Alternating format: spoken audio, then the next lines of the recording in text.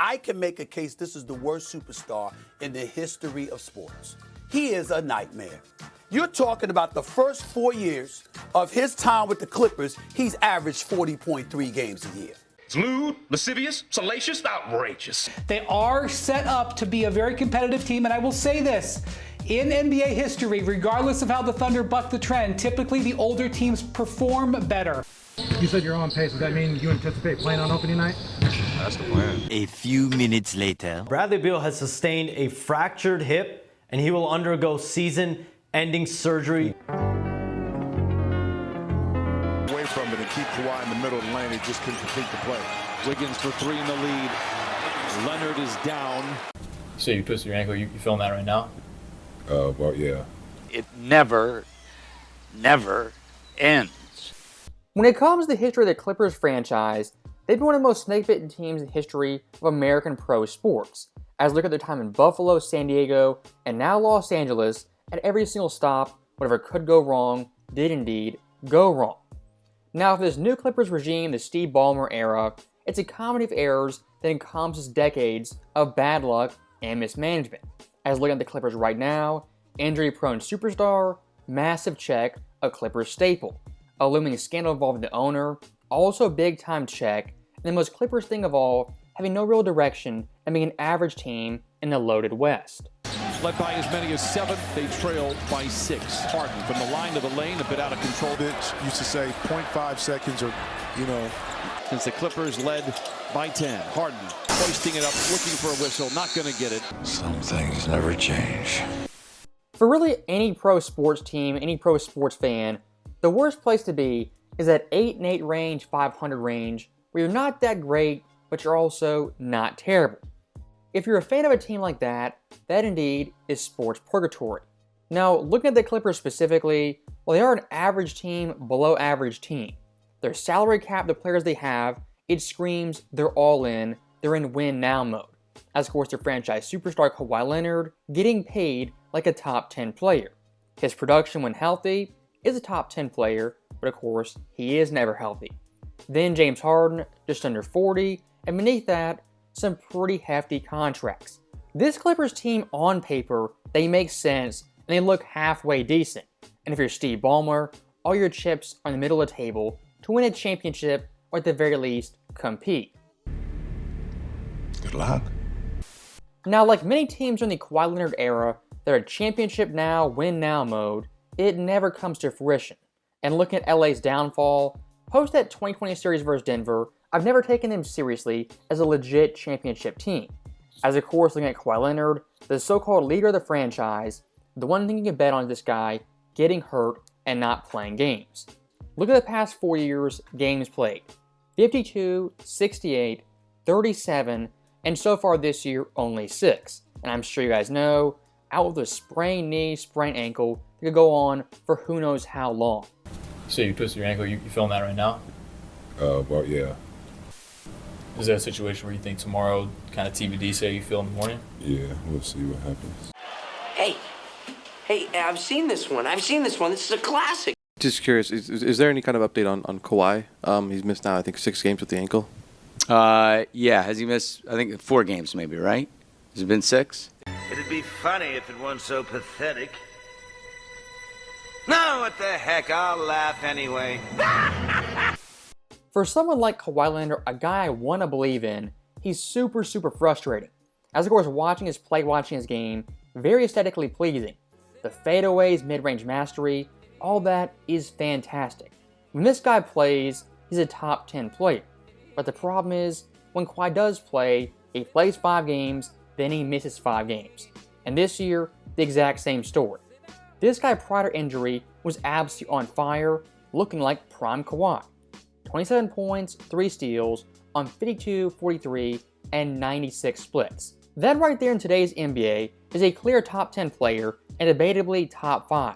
And historically speaking, what Kawhi could have been if he was that guy every night was a top 20 player in league history. Kawhi baseline drive on Powell, backing him down. Connects, 4 to shoot. In trouble. Can he bail him out? Oh, he's done it! Wow, what a a shot! 1 minute, 37 seconds later. Away from it and keep Kawhi in the middle of the lane. He just couldn't complete the play. Wiggins for 3 in the lead. Leonard is down. Why does this keep happening to me? So that game right there versus the Heat sums up Kawhi's time in Los Angeles and his tenure as a Clipper. As of course in the fourth quarter, he was kind of cooking. But what does it follow by? Him getting hurt, injured, and missing time. In that timetable, who knows how long he's out. For the Clippers fans, the Clippers franchise, the one that's always hanging over the head is Kawhi's injury status. As of course, even when he's healthy, you're just kind of waiting, holding your breath. When's he going to get hurt? When's it all going to come crashing down? I can make a case this is the worst superstar in the history of sports. He is a nightmare. He's out of line, but he's right. He's been playing with his hand tied behind his back because his resident superstar ain't available for 60% of the playoff games. These are the facts of the case, and they are undisputed. Now, looking at the Clippers right now, like I said earlier, I'm in a rock and a hard place. As in the Western Conference, they're the 12th seed. For the entire season, probably won't be the 12th seed in that 8 to 10 seed range, which for a lot of teams is a terrible place to be.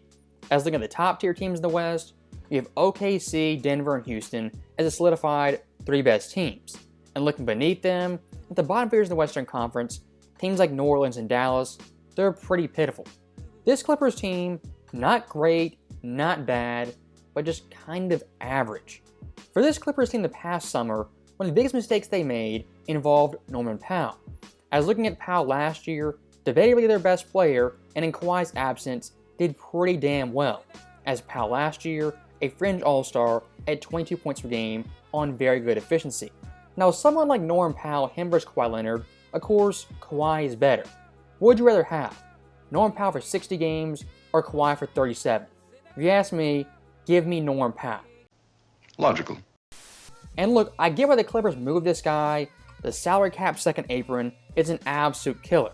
But here's what I don't get. Who they replaced Norman Powell with was John Collins and Bradley Beal. John Collins, a nice player. Bradley Beal, the worst star of this decade, the most fraudulent star possibly in league history. Low, hand off to Beal. Here's Beal with some haste.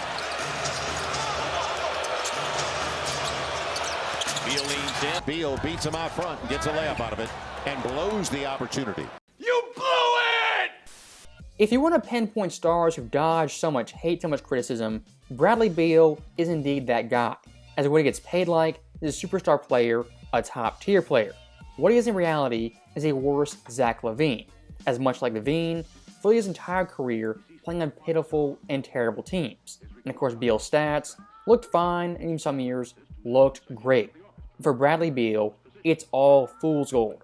In the past couple of seasons, the wheels have fallen off fairly quickly when he's put in a winning environment where the goals isn't stats, the goals are W's and L's. And looking at him in Phoenix, this guy was reviled after only 2 seasons. For Bradley Beal, that's how bad he is, how much of a fraud he is. And looking at his time with the Clippers, only 6 games, 8.2 points, 1.7 dimes, 1.5 turnovers on sub 40% shooting. What would you say you do here? Phoenix Clippers led by 20 in Phoenix as Beal attacks inside, goes up but not in. Rebound batted around. Bradley Beal right there, the so-called Norman Powell replacement, was an absolute dud. And even worse than Beal's actual play is health status and being available for his teams. And of course Beal right now, he's out for the season. Bradley Beal is the worst of every trait of a terrible star player. Declining play, check. Empty stats, check. Very questionable health, also check. Now, one last thing I will say, when it comes to Zubac and James Harden, these guys actually are bright spots in the Clippers' dysfunction. And for someone like James Harden, oddly enough, he is available almost every night, as so far in his Clippers tenure, only missed 14 total games. For all James Harden's faults, his playoff chokes, the one thing you can count on is this dude playing on a nightly basis. For someone like Kawhi Leonard, you can't say that. And speaking of Kawhi, what it all comes back to, this guy being hurt and always injured. Last year, Norman Powell filled that void perfectly. This year, Norman Powell, he is not there, and the burden to replace Kawhi's production falls on James Harden, who's 36. So that right there is the end of the video. And for the Kawhi Leonard Paul George era, the Kawhi Leonard James Harden era, it's gone as you'd expect. Massive expectations, potential, and the belief they could win a championship. And that right there for Clippers fans is all they have. Hoping and believing and wanting it to work. And at some point, you gotta cut the cord and admit it's not gonna work, and this era is an outright failure. As always, thank you guys for watching. Hope you enjoyed it. I'll see you next time.